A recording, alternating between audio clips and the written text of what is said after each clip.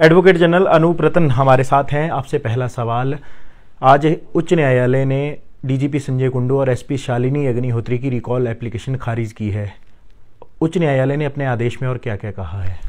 देखिए, उच्च न्यायालय ने अपने आदेश में कहा है कि जो सर्कमस्टांसेस, जो तथ्य न्यायालय के समक्ष अभी तक रखे गए हैं, उनके आधार पर जो न्यायालय ने 26 दिसंबर को ऑर्डर पास किया था वो उचित ऑर्डर था, तथा ये रिकॉल की जो एप्लीकेशन है उसमें कोई मेरिट नहीं है।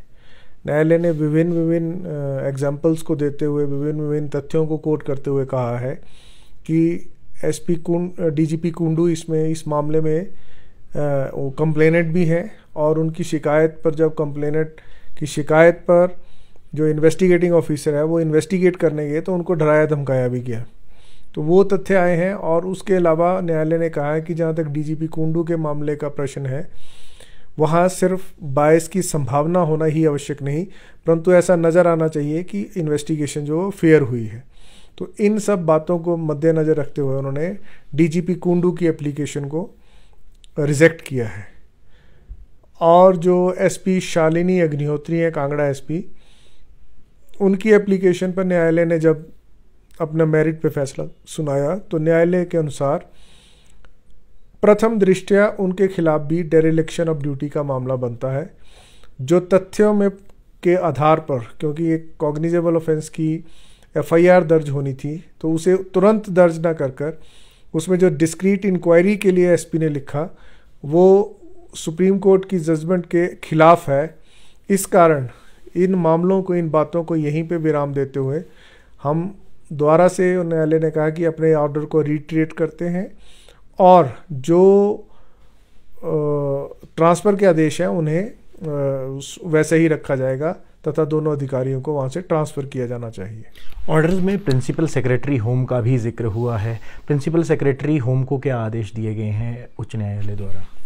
प्रिंसिपल सेक्रेटरी होम को दो बातें कही गई हैं कि एक तो निशांत शर्मा की फैमिली को संपूर्ण सुरक्षा दी जाए, और दूसरा उन्हें इस इन्वेस्टिगेशन की स्टेटस रिपोर्ट दायर करने के बारे में कहा गया है।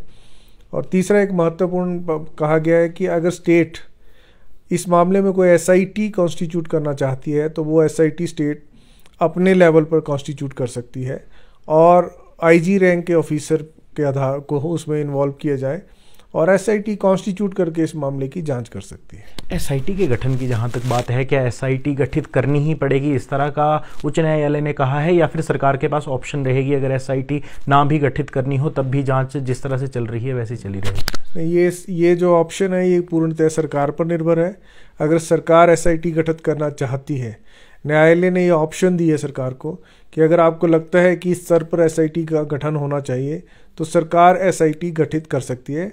और मैंने भी अपने आर्ग्यूमेंट्स में न्यायालय के समक्ष ये रखा था कि सरकार को कोई ऑब्जेक्शन नहीं है कि इसमें आईजी लेवल के ऑफिसर्स के एक एसआईटी गठित की जाए। डीजीपी संजय कुंडू ने सीबीआई इंक्वायरी की भी बात कही थी, क्या उस चीज़ को भी खारिज किया गया है? जी हाँ, उस चीज़ को भी खारिज किया है। उसका हमने भी विरोध किया था कि सीबीआई, ये ऐसा मामला नहीं है, क्योंकि सीबीआई को वो मामले जाते हैं जो बड़े रेयर मामले हों, जिसमें अपराध की श्रेणी बहुत उच्च और रेयरेस्ट ऑफ रेयर मामला में आए। तो हमने भी अपना सरकार का पक्ष रखते हुए कहा था कि ये रेयरेस्ट ऑफ रेयर मामले में नहीं है, और जो सुप्रीम कोर्ट का लॉ है उसके अनुसार ये मामला सीबीआई को भेजना उचित प्रतीत नहीं होता है। एक अंतिम सवाल, क्या डीजीपी संजय कुंडू और एसपी शालिनी अग्निहोत्री को क्या अपने पदों से हटना पड़ेगा? न्यायालय का आदेश है, उन्हें हटना ही पड़ेगा। प्रदेश सरकार उस आदेश की अनुपालना करेगी, या इन लोगों के पास, प्रदेश सरकार के पास, या फिर डीजीपी संजय कुंडू या एसपी शालिनी अग्निहोत्री के पास जो भी लीगल रिकोर्स अवेलेबल है वो उसका प्रयोग कर सकते हैं। हिमाचल प्रदेश उच्च न्यायालय ने, जिस तरह से हमने पहले भी कहा, डीजीपी संजय कुंडू और एसपी शालिनी अग्निहोत्री के द्वारा रिकॉल एप्लीकेशन डाली गई थी, उसको आज खारिज किया है। और खारिज करते हुए जो उच्च न्यायालय ने क्या कहा वो भी हमने आपको सुनवाया। फिलहाल संवाद भारत में अभी के लिए बस इतना ही। नमस्कार।